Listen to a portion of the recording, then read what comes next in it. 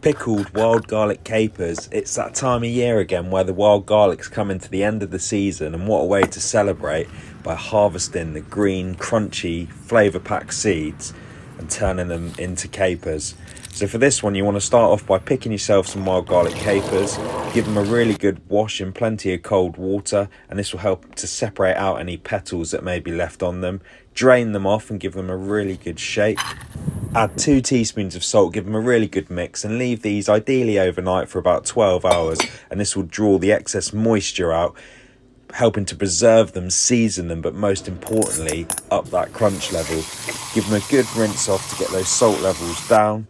Pack them into a sterilised jar, really packing them down and getting as many in there as you can. And then I've made a 3-2-1 pickle liquor, and I infuse some of my chicken of the woods mushrooms in there and some thyme flowers and plenty of salt for seasoning.